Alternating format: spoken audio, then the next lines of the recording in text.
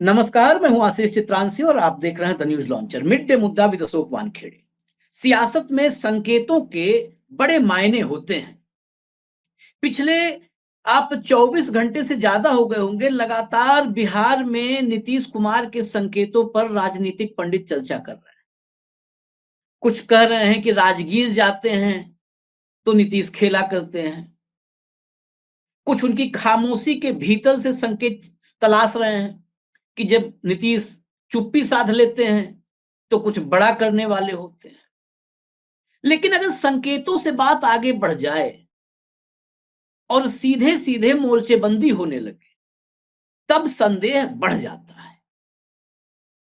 अब हम जो चर्चा करेंगे इसमें संकेत नहीं है, इसमें साफ साफ आईने में सब कुछ दिख रहा है।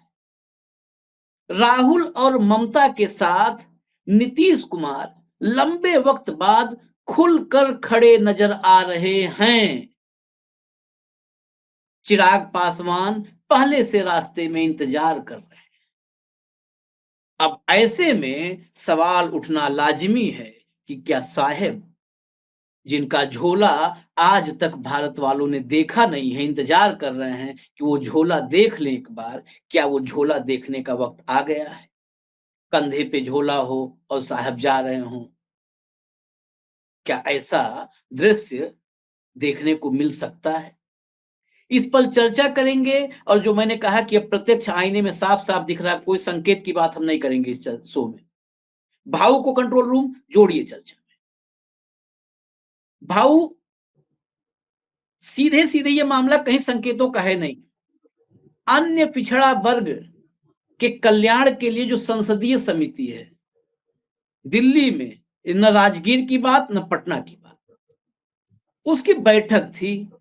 गणेश सिंह भाजपा के सांसद हैं, उस संसदीय समिति के अध्यक्ष हैं। अध्यक्ष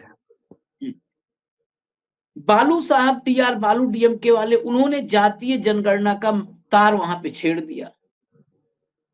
मणिक्कम टैगोर कांग्रेस के सांसद हैं, उन्होंने कहा कि जो हम लोग जो चर्चा करने जा रहे हैं इसमें जाति आधारित जनगणना को सूचीबद्ध किया जाए और पहले उसी पे चर्चा हो। ममता बनर्जी के कल्याण बनर्जी, उनके सांसद, उन्होंने भी हामी भरी। अब कल्याण बनर्जी, मणिक्कम टैगोर ये साथ होंगे, टीआर बालू साथ होंगे, कोई आश्चर्य नहीं है। उस दौर में ये गौर कीजिएगा कि ललन सिंह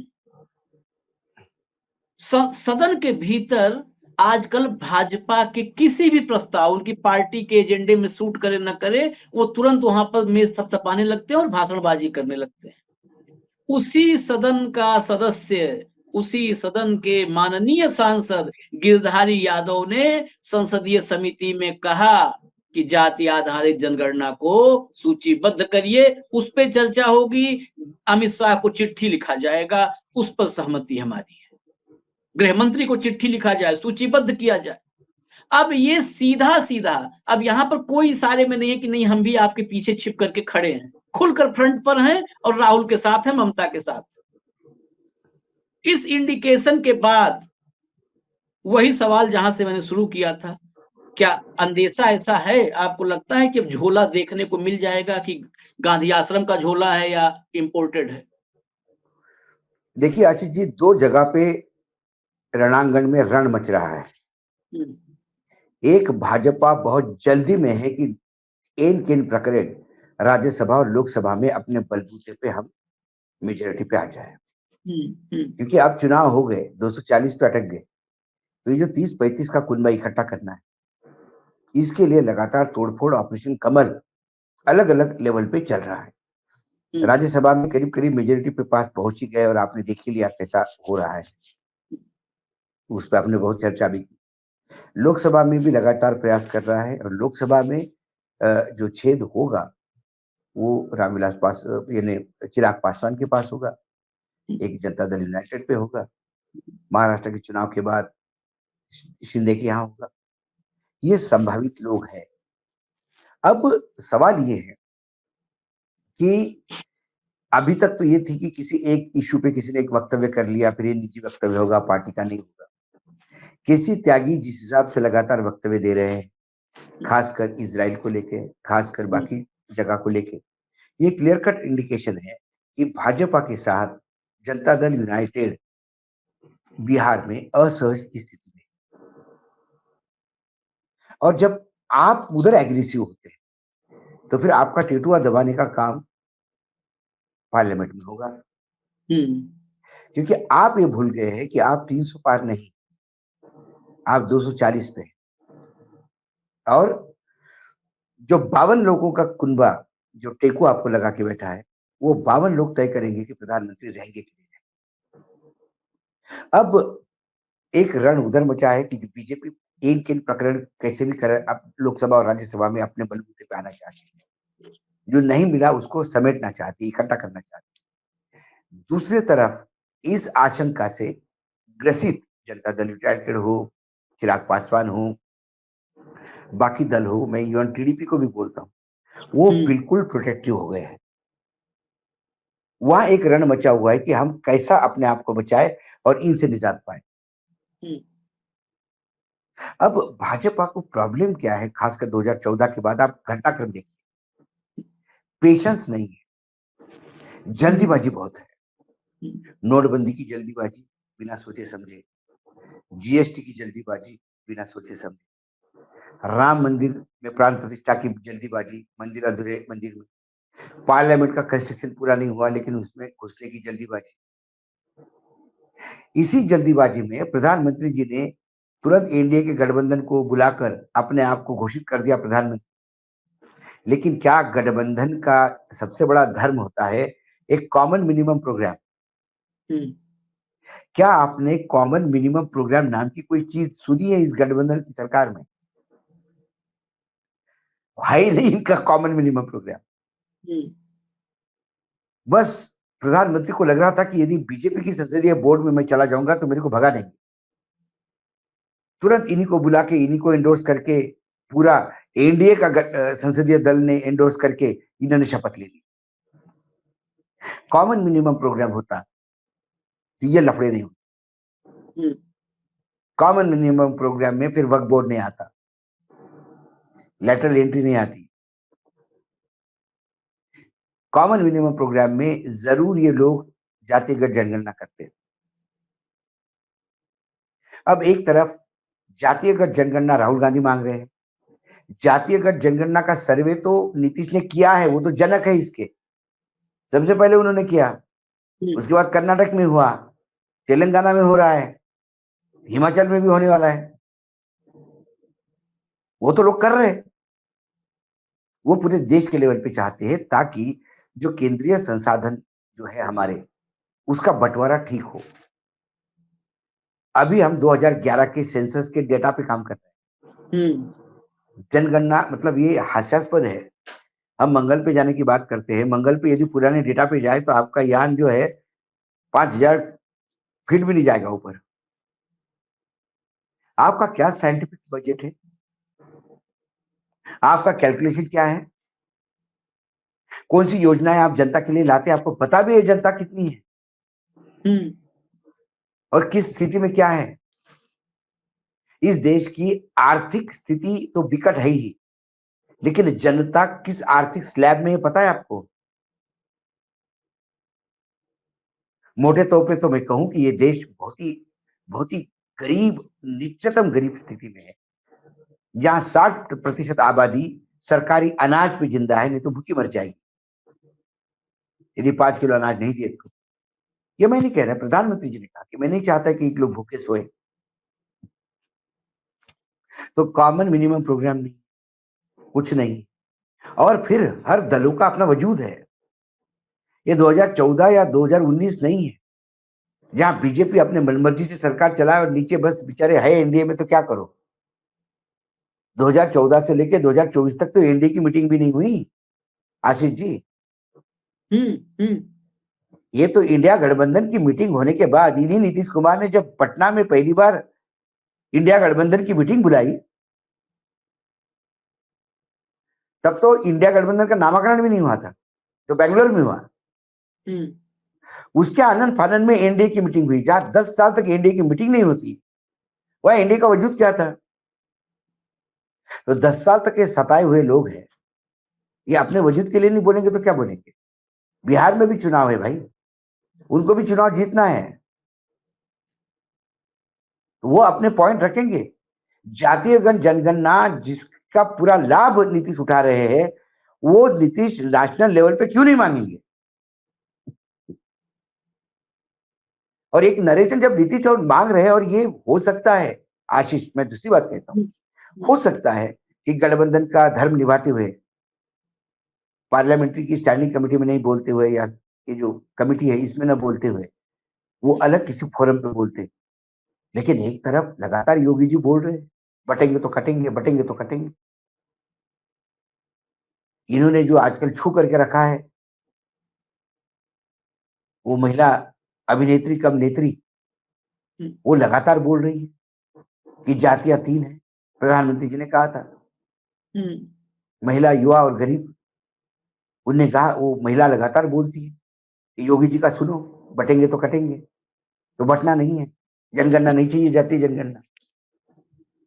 बटेगा तो कौन कटेगा? जातीय जनगणना से कौन कटेगा? जातीय जनगणना से भाजपा सत्ता से कटेगी। यह है मूल मंत्र। तो खुद को सत्ता से कटता हुआ देख, ये लोगों को डर दिखा रहा है कि तुम कटोगे। कौन काट रहा है? किसको काट रहा है? योगी आदित्यनाथ तो अब 10 साल हो गए भाई, मतलब 10 भी नहीं पूरे हुए, 5 साल, और ये अभी 2 साल, 7 साल हो गए। 7 साल हो गए। तो आज 75 साल में 7 साल तो इनके है। बाकी क्या, जब राज चल रहा था उत्तर प्रदेश में, कभी मुलायम जी थे, कभी चरण सिंह जी थे, कभी कांग्रेस काफी साल तक थी, तो कितने कटे? बिहार में कितने कट रहे हैं? महाराष्ट्र में इंडी की सरकार है, कितने कट रहे हैं? क्या कोई राजस्थान में या कांग्रेस की सरकार है, कर्नाटक में है, तेलंगाना में है, हिमाचल में है, वहां कौन कट रहा है? बंगाल के दंगे कौन करवा रहा है? डर पैदा करने के लिए। बंगाल के दंगे डर पैदा करने के लिए। ममता मुसलमान है क्या? ममता बनर्जी कौन है? हिंदू है ना? महिला है। एक महिला कैसे हमको ललकार सकती है? ये 9 दिन का व्रत, नवरात्र में, और शक्ति पूजा, और सशक्तिकरण, महिला सशक्तिकरण, और महिला को हमने राष्ट्रपति बनाया, ये सब लिप सर्विस है, ये सब बोल वचन है। मुझे याद है, राव साहब विदेश थे और मायावती मुख्यमंत्री बन गई थी। तो राव साहब ने वहां जो भाषण दिया, उन्हें इंडिया के डेमोक्रेसी के बारे में महिमा मंडित करते हुए कहा कि this is the democracy, beauty of my democracy in India. A woman from a backward class becomes the chief minister of the biggest state in India. That is democracy. Mayawati पे मुख्यमंत्री बनने पे गर्व करने वाला मुख्यमंत्री भी था, प्रधानमंत्री भी था इस देश में, जिनका नाम नरसिंह राव था। वहां सरकारें गिराई नहीं जाती। और यहां तो क्योंकि वो महिला है और वो आपको ललकारती है, तो आपका पुरुषत्व कहीं ना कहीं, आपका ईगो हर्ट होता है। इसलिए उसकी तुलना आप किसी तानाशाह से करते हैं। अब गिरिराज जी कह रहे हैं कि वो भैया, वो कोरिया के तानाशाह जैसी है। अब कोरिया का तानाशाह कैसा है, गिरिराज जी को पता नहीं। गिरिराज जी को कोरिया किस एरिया में है ये भी पता नहीं, एशिया में है कि यूरोप में है। नहीं, एक बात ये बड़ा, ये लोग बोलते हैं जब इस विषय पर, हालांकि चर्चा इस पर नहीं है, लेकिन फिर भी एक टिप्पणी इस पर जरूर होनी चाहिए। ये किम जोंग बोल दे, अभी मोदी को किम जोंग कोई बोल दे, आप देखो, उसको तत्काल मानहानि का मुकदमा होगा, नोटिस जाएगा, जेल जाएगा, उसको आनंद फानंद में गिरफ्तार कर लिया जाएगा। योगी को किम जोंग कोई बोले, अभी देखिए यूपी पुलिस, एसटीएफ हो सकता है पैर में गोली भी मार दे, क्योंकि वो सब निशानची है, तुरंत एनकाउंटर करते हैं। और ये योगी आदित्यनाथ, ये नफरत का एक ब्रांड एम्बेसडर हो चुका है आदमी, ब्रांड एम्बेसडर हो चुका है। बिल्कुल बिल्कुल। पटोगे कटोगे। और कंगना जाति सर्वे की बात थी, उसी पर आते हैं। कंगना रनौत घूम घूम के इंटरव्यूज में साफ कह रही है कि मैं जातीय जनगणना का विरोध करती हूं। और अब तक भाजपा ने, ये तब बोल रही है जब भाजपा ने कहा था कि मुंह बंद रखो। इसका मतलब ये भाजपा की स्क्रिप्ट बोल रही है। नीतीश हाँ, कुमार को अभी भी समझ जाना चाहिए कि कंगना मैं रनौत भी भाजपा का एजेंडा है। मैंने आपको कल ही कहा था कि कंगना रनावत एक एक्ट्रेस है, अच्छी एक्ट्रेस है। वो स्क्रिप्ट उसको दिया जाता है, डायलॉग्स दिए जाते हैं, वो डायलॉग्स बोलती है। उसका पॉलिटिकल क्या है अंडरस्टैंडिंग, ये आप तब समझ सकते हो कि वो कोविंद को कोविड कहती है। हाँ, राष्ट्रपति, भूतपूर्व राष्ट्रपति जी का नाम तक वो बोलती कि बीजेपी राम ने पहला कोविंद, दलित राष्ट्रपति दिया, राम राम कोविंद। कोविंद, जिसको कोविंद का नाम पता नहीं। ये हिमाचल के मतलब मंडी के लोगों के लिए शर्मसार बात है कि उन्होंने ऐसे सांसद चुनवा के दी कि जिसको देश के इतिहास का कोई पता नहीं, उसको कोई, अरे देश का इतिहास नहीं, उसको ये पता नहीं कि देश आजाद होने के बाद कौन राष्ट्रपति। क्या नारायणन पहले बैकवर्ड कास्ट से आए हुए राष्ट्रपति? दलित, हाँ, दलित राष्ट्रपति। दलित राष्ट्र, आपने कहा कि पहला दलित दिया, उन्होंने कहा कि नहीं, क्या नारायण। बोले अच्छा मुझे पता नहीं। फिर कोविंद को कोविड कह रही थी, वो तो ये क्योंकि भी बताई, वो, भाऊ मैंने एक और क्या कर, बताता हूँ, वो भी ये भी बताई है कि जितना पिछले 10 साल में विकास मोदी जी ने किया, अगर नेहरू ऐसा कुछ कर दिए होते तो आज पता नहीं देश कहाँ होता। नेहरू ने कुछ किए नहीं देश के लिए, मोदी जी अरे के जैसा अगर काश कर देते। नहीं नहीं, अब कंगना को एक कौन बताए, कंगना को एक कौन बताए कि नेहरू जी ने क्या किया? नेहरू कौन है ये कंगना को पता नहीं, टू बी फ्रैंक। वो प्रधानमंत्री की राष्ट्रपति है, इस पे भी क्वेश्चन उठ सकता है। दूसरी बात, मोदी जी जो बेच रहे हैं अभी, वो नेहरू जी ने बनाया है। बाप दादाओं ने घर बनाए, ये बेच बेच के खा रहे हैं। नेहरू ने यदि मोदी जैसा काम किया होता तो फिर उस जमाने के टाटा बिरला ही देश चला रहे होते। अडानी अंबानी का जन्म भी नहीं हुआ, ये कहीं क्लरिकल जॉब कर रहे होते। मिक्स इकोनॉमी का जो पैटर्न दिया, ये पब्लिक एंटरप्राइजेस भी होने चाहिए। जहां प्रॉफिटेबल होता नहीं, वहां क्या आपको लगता है कि एयर इंडिया का कई रूट्स, रेलवे के कई लॉस के रूट रेलवे चलाती थी? क्योंकि रेलवे का काम प्रॉफिट कमाना नहीं है। रेलवे का काम इस देश को जोड़ना। सबसे सस्ता आवागमन की चीज थी। क्या हुआ? उसका कमर्शियलाइजेशन किया मोदी जी ने, और आज रेलवे एक कॉस्टली अफेयर हो गया है। ग्रामीण क्षेत्र में जाके देखिए आवागमन कितना महंगा हो गया है, क्योंकि डीजल पेट्रोल के भाव बढ़ गए, रोड ठीक नहीं है, गाड़ी वाले पैसे ज्यादा चार्ज करते हैं। पहले रेलवे में बैठ के जाया करते थे, रेलवे की स्टॉपेज खत्म हो गई क्योंकि वहां लोग कम बैठते हैं। ऐसे कई चीजें हैं, मैं एक एक चीज में बताऊंगा, रात हो जाएगी बताते बताते। आशीष, क्या बताएं आपको? तो कंगना नेहरू का नाम ना ले तो ज्यादा अच्छा है। वो सिर्फ नाम लेने से ही अपमानित करती है किसी को भी। उसको सामने बैठ के पूछा जाए कि अच्छा मोदी जी ने क्या किया, चलो यही बता दे। मैं तो कंगना जी को आह्वान करता हूं, चलो हम बिना कागज के बैठेंगे, कंगना जी कागज के साथ बैठे। नेहरू वर्सेस मोदी की बात ही कर ले, चलो। भाऊ मैं निवेदन करूंगा कि इसको, ये चुनौती को रद्द कर दीजिए। उसके क्योंकि साथ वो जाहिलों की शिरोमणि है इस समय देश में।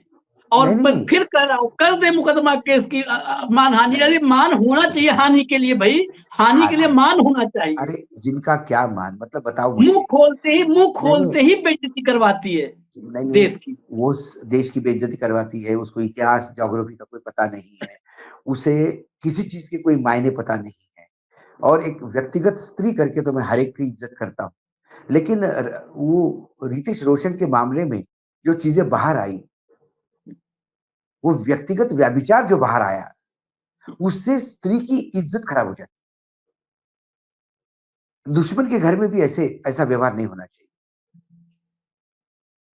जो उनके मैसेजेस एक-दूसरे को किए हुए और जो मार्केट में घूम रहे थे और कोर्ट केसेस हुए एक-दूसरे के खिलाफ।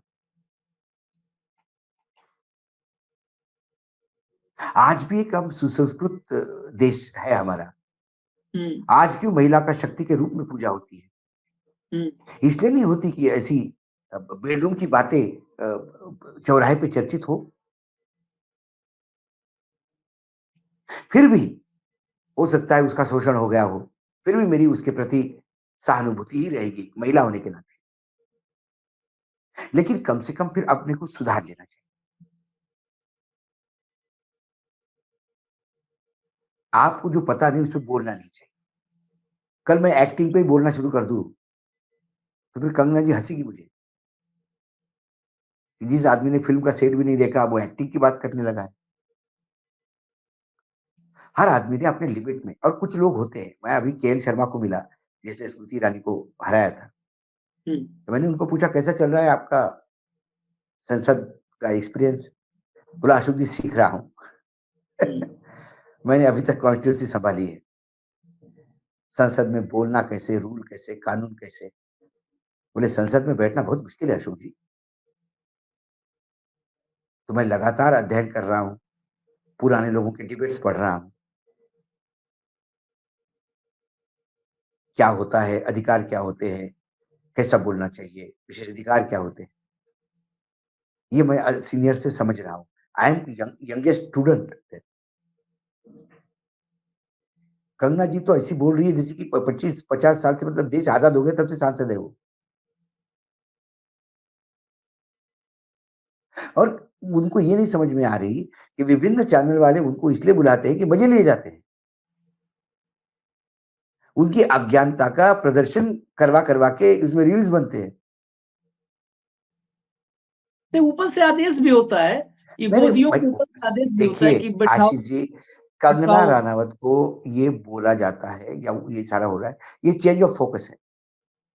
हाँ, ये मोदी जी के तरकश के बेहतरीन तीरों में से एक है, हुँ, चेंज ऑफ फोकस। आप देखिए, नोटबंदी से देखिए, नोटबंदी किस कारण की गई थी? उस पे कोई बात नहीं करेंगे, हुँ, तुरंत फोकस बदल गया। हुँ, जीएसटी प्लस सब में कोई लाता है क्या? हुँ, लेकिन अब हर 3 महीने बाद जीएसटी काउंसिल की मीटिंग होती है और नए कानून बनते हैं। हुँ, जीएसटी काउंसिल भी कन्फ्यूज़्ड है अभी करना क्या है? हर जगह पे कन्फ्यूजन है। ये फोकस बदल देते हैं। जब देखते हैं कि इसमें कुछ प्राप्त नहीं हो रहा है तो दूसरा कोई शगुफा छोड़ दो। आदमी पहले ही चीज़ का जवाब पूछने के पहले दूसरी एक चीज़ परोसो। एक हमारे ग्रुप में एक मित्र थे हमारे, हुँ, उनको लोगों से उधार लेने की आदत थी, हुँ, और जब कोई उधारी माँगने के लिए उनको फ़ोन करते थे, तो ऐसा नहीं कि वो फ़ोन नहीं उठाते थे, प्रॉम्प्टली हुँ, फ़ोन उठाते थे आधी बेल पे। और उदाहरण के तौर पे यदि मैंने उनसे उनको कुछ दिए होंगे ₹2000 और मैं फ़ोन करूँ, मैंने बोला बॉस वो ज़रा, अरे यार मैं तुमको भाऊ बोलने ही वाला था। परसों के दिन मैं वहाँ बैठा हुआ था और आप एबीपी पे बोल रहे थे। अरे वो तो कायल हो गए, उन्होंने कहा कि कौन है? हमने कहा भाई है हमारे, और आपको मिलवाना है। वो एक बड़े अधिकारी हैं, आप जानते नहीं, और ये है, वो है, वो है। वो मेरे को ₹2000 की बात ही नहीं करने देता। फिर मैं कहूँ कि वो तो ठीक है बॉस, वो ज़रा वो ₹2000 के उस दिन आप बोल रहे थे 2 दिन के लिए। हाँ, हाँ, हाँ, बिल्कुल। लेकिन वो सब छोड़ दो अपनी जगह पे। लेकिन जो आप कर रहे हो ना पत्रकारिता, मतलब उस दिन सब्जी वाले के यहाँ गया मैं। उन्होंने कहा कि आपके यहाँ आती है ना एक ये वानखड़ी जी टीवी पे। मतलब सब्जी वाला भी बोल रहा था बताओ। आखिरकार हार कर मैं फ़ोन करना बंद कर दिया। मुझे कई बार लगता है कि मोदी जी ने उनसे ट्यूशन ली है शायद। जब हर घर नल की बात होगी और जब नल की बात करेंगे तो बोलेंगे अब फ्री में बिजली, बिजली के पैसे मत लो, बिजली से पैसे कमाओ। अच्छा, लोग लगाएंगे घर पे, वो कुछ हो नहीं रहा, जब उसके पास आएंगे तो एक नया शगुफा छूटेगा। हर क्लस्टर, हर 100 जिले में क्लस्टर होगा। आंध्र प्रदेश की मिर्च या जम्मू कश्मीर की केसर, वो क्लस्टर क्लस्टर हम देखने लगे, क्लस्टर। ऐसे कहीं ही नहीं है स्मार्ट तो city, smart city, smart city, अरे हम देखने लगे स्मार्ट सिटी। तो मतलब ये अब कहीं 10 सालों इंडस्ट्रियल, अब में, नहीं, अब 10 सालों इंडस्ट्रियल में, बनाएंगे। अरे भाई पूछो मत, अभी इंडस्ट्रियल क्लस्टर की बात हो रही है। इतना विनिवेश होगा, निवेश होगा और इतना इतना पैसा मिलेगा और इतनी नौकरियां होगी। ये तो शेख चिल्ली के सपने दिखाने में माहिर है। एक अंडे से मुर्गी निकलेगी, फिर वो 10 अंडे देगी, फिर 10 मुर्गियां होगी, और ये होगा और वो होगा और वो होगा। और लोग देखते देखते एक गोला खत्म नहीं होता, इस गोले का भार सहन नहीं होता, दूसरा गोला टपका देते हैं, तीसरा गोला टपका देते हैं। 2000 2014 में कहेंगे कि 2022 तक की हो, अपने को लगता है 22 तक का बड़ा प्रोग्राम हो रहा है। 22 में कहेंगे कि 2047 में देश विकसित होगा। अरे बाप रे। और यही फोकस चेंज करने के लिए वो अलग अलग चीजें मार्केट में छोड़ते हैं। तो कंगना ये अस्त्र है कि आप कंगना पे चर्चा करो, उसकी बेतुकी बातों पे चर्चा करो, मुख्य इशू नहीं छोड़ो। मुख्य इशू पे कौन बात करे? जो शिवाजी महाराज का स्टैचू बना गिरा, उसमें भी एक प्रमुखता से बात सामने आ गई, ये जल्दीबाजी में करा गया वो। राम मंदिर जैसा है, जल्दीबाजी, जल्दी जल्दी करना है, लोकसभा चुनाव के पहले ही स्टैचू खड़ा कर देना है। बस कुर्सी छोड़ने की जल्दी नहीं, बाकी सब कुछ जल्दी है। मोदी जी को कुर्सी हाँ, छोड़ना नहीं, उसके लिए बस जल्दी बस। नहीं। लेकिन हम उसी मुद्दे पर आते हैं फाइनली। जो है चिराग पासवान, उन्होंने, हम नीतीश पर चर्चा की, चिराग पहले से ही, चिराग ने तो पहले से झंडा उठा रखा है एकदम। इस समय मोदी के बारे में बातचीत करना बंद, मोदी की तारीफ बंद, और करीब करीब क्यों भाजपा में भी लोग आशीष, जो है। क्यों क्यों नहीं, उसके 5 में से 3 लोग तो इन्होंने करीब करीब तोड़ ही लिए। हाँ, चिराग और उसके बहनों ही दोनों बचे हैं चिराग के पास, चिराग भी समझ रही है। अब चिराग से जनता दल यूनाइटेड, नीतीश कुमार चिराग की हालत देख के अपने आप को नहीं संभालेंगे, ऐसा तो हो नहीं सकता। इन लोगों को तो बीजेडी की नवीन बाबू की हालत देखने के बाद ही सुधर जाना चाहिए था। हाँ, हाँ। भाई एक बार पता है कि ये किंग कोबरा है, इसके काटने से मरता है। हर आदमी को जरूरी नहीं कटवा के देखना। ये मैं उदाहरण दे रहा हूं, मैं किसी को कोबरा नहीं कह रहा हूं, नहीं तो क्या कहेगा कि कोबरा कह दिया। हाँ। क्योंकि अभी कोबरे का भी, सत्य थरूर पर नहीं, मामला मैं चल ही रहा है। कोबरा इसलिए नहीं कह रहा हूं मैं, कि कोबरे की भी वसूल है। कोई भी कोबरा, कोई भी नाग इंसान पे हमला नहीं करता जब तक इंसान उस पे तकलीफ नहीं पहुंचा। वो तो, उसको तो किसी का अस्तित्व नहीं, वो तो अपना काम करता है। लेकिन आप जानबूझ के उसको छेड़ोगे तो अपनी रक्षा में तो हमला करेगा। तो भाई आपको, आपने इसका देखा, जनता दल अपना नवीन बाबू का हाल देखा, ना विधानसभा रही ना लोकसभा रही, रास्ते पे आ गए। आपने जगन रेड्डी का हाल देखा, कल तक ब्लू बर्ड आया हुआ करता था, राज्यसभा में एक फोन और तुरंत समर्थन, आज रास्ते पे है। ये मराठी में एक कहावत है, गरज सरो वैद्य मरो। मतलब यदि आपका यूज खत्म हो गया, आप मरो या जिंदा रहो फर्क नहीं पड़ता। यदि आप बीमार हो तो आपको वैद्य की जरूरत है। आप चंगे हो गए, ठीक हो गए, उसके बाद में ये वैद्य मर जाए तो भी ठीक है, अपने कोई लेना देना नहीं है। लेकिन यहाँ पे भाव थोड़ा सा और एक्सटेंशन है उसका। हाँ, आपका यूज हो गया तो आपका मरना तय है।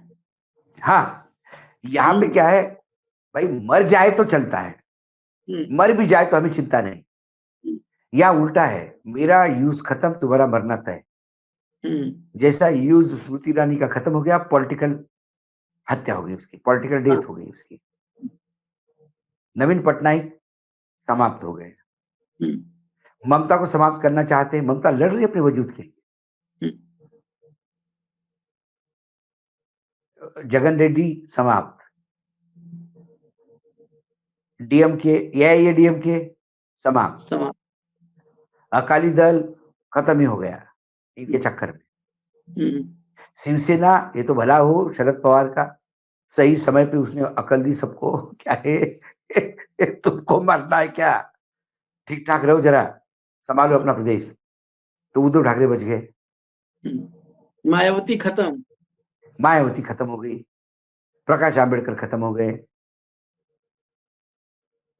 तो ये जो गेम चलते हैं, अब जी कंगना जी बोल रही है, ठीक है, अब कोई नई कंगना आ जाएगी तो ये भी चली जाएगी।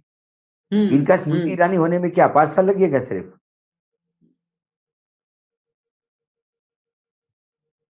तो कुल मिलाकर ये लोग बचना चाहते हैं, इसलिए मैंने कहा इनका विरोध, यदि तुम 270-73 करने के चक्कर में बैठे हुए हो तो फिर हम आपको 240 में रखेंगे। और ये एकाएक यदि सब अंदरूनी अंदर बहुत सारा चल रहा है आशीष, बहुत सारे एक दूसरे लोग मिल रहे हैं, बहुत एक दूसरे के संदेश एक दूसरे के पास पहुंचे जा रहे हैं। आज राज्यपाल घोष साहब, मतलब राज्यपाल फिर आ गए बंगाल के गृह मंत्री को मिलने।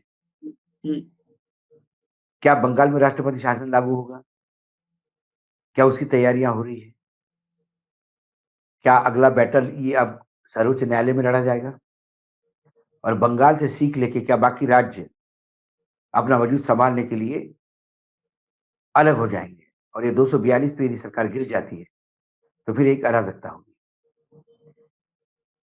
बहुत कुछ आने वाले 6 महीने में डिपेंड करता है। 4 राज्यों के चुनाव है, उसके नतीजे है, सर्वोच्च न्यायालय या बाकी न्यायालयों में भी जो हो रहा है, और लगातार ईडी का जो प्रकोप है और ईडी को लेके जो लताड़ पड़ रही है। अभी तक इन्होंने जितने नेताओं को ईडी में पकड़ा, उन सभी नेताओं के बेल निर्णय में ये कहा गया कि ईडी ज्यादती कर रही थी। तो इसका मतलब ये कोई भ्रष्टाचार का मामला नहीं था, ये राजकीय निपटारा हो रहा था ईडी के माध्यम से। तो ऐसे निपटारे बाकी लोग भी करेंगे जब सत्ता में आएंगे तो ये प्रजातंत्र के नींव में मट्ठा डालने का काम कर रहे हैं ताकि सड़ जाए, चाहे योगी आदित्यनाथ जी हो, चाहे हेमंता हो, चाहे यादव हो, चाहे कंगना हो, चाहे गिरिराज हो।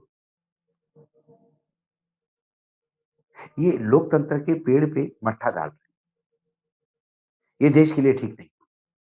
मुझे चिंता उस बात की होती है, सत्ता आती रहती जाती रहती। देखिए बीजेपी जाके कोई भी सत्ता में आए, हमें तो फिर सवाल खड़े करने हैं। हमें कौन सा यहाँ उत्सव मनाना है कि हम तो वॉचडॉग है सोसाइटी के, जहां गड़बड़ होगी वहां उंगली उठाएंगे। ना हमें इनसे कोई दुश्मनी है, ना हमें उनसे कोई दुश्मनी है। लेकिन इस बात को तो आप गौर करना, शायद पहली बार अपन डिस्कस कर रहे हैं कि ये ऐसा गठबंधन है जहां मिनिमम कॉमन मिनिमम प्रोग्राम नहीं है, जिसके चलते ये विसंगतियां आपको रोज दिखेगी। और इस विसंगतियों के बोझ तले ये सरकार कब गिर जाएगी पता नहीं। फिर कौन झोला लेके घर जाता है, कौन झोला लेके पहाड़ पे जाता है, कौन किसको झोला पहुंचाने के लिए फिर तिहाड़ जाना पड़ता है, ये तो समय बताएगा। लेकिन ये जो है आखिर में चलते-चलते आपने कहा था कि कॉमन मिनिमम प्रोग्राम नहीं है। मेरे ख्याल से शायद है या नहीं, शायद इस एनडीए का कोई संयोजक भी नहीं है। कभी जॉर्ज हुआ करते थे, इस एनडीए का कोई संयोजक नहीं है। ये वैसी बारात है जिसमें किस मतलब कहाँ पर लगनी है बारात ये पता नहीं है। कोई बारात को होता ना, बारात में एक दूल्हे के फूफा होते हैं, दूल्हे के मामा होते हैं। ये बारात तो ऐसा बैंड है, गांव में होता है ना, शादी के टाइम पे बहुत सारे बैंड हो जाते, तो फिर वो क्या करते कि एक जगह दो शादियां होती, तो फिर आधा बैंड उधर भेजते, आधा बैंड इधर भेजते हैं। कोई शामिल बाजा है, कोई क्या है, वो शामिल बाजा एक बार अपना ही बजाना शुरू कर दे तो क्या कर लोगे आप। तो ये जो बेसुरापन आ रहा है इसमें, ये इसीलिए है कि कोई कोऑर्डिनेशन नहीं है। सही कहा आपने, इनका कोई कोऑर्डिनेटर भी नहीं है, कोई कोऑर्डिनेटर ऐसा गठबंधन जिसका कोई कोऑर्डिनेटर नहीं है, लेकिन जब कोऑर्डिनेटर नहीं है, कोऑर्डिनेटर अभी आगे बने नहीं बने कुछ पता नहीं है, लेकिन उससे पहले ही नीतीश कुमार अपना रास्ता, अपनी लाइन अब क्लियर कर रहे हैं, क्योंकि उसी लाइन पर नीतीश कुमार की सियासत टिकी हुई है। अपनी यकीनन। सियासत को मोदी के लिए कुर्बान अगर कर दे नीतीश कुमार, तो फिर उनकी मर्जी। और जब भाजपा अपने एक अघोषित प्रवक्ता के जरिए जातीय जनगणना का खुलेआम नेशनल चैनल्स पर विरोध करवा रही है, अघोषित प्रवक्ता के जरिए, बिल्कुल, तो फिर नीतीश का खड़ा हो जाना लाजमी है, क्योंकि बिल्कुल, चुनाव सामने है। बिल्कुल, इंतजार बिल्कुल, कीजिए, बिल्कुल। लेकिन क्या फैसला करते हैं देखते रहिए न्यूज लॉन्चर। कल दोपहर फिर मिलेंगे मिड डे मुद्दा विद अशोक वानखेड़े में। नमस्कार।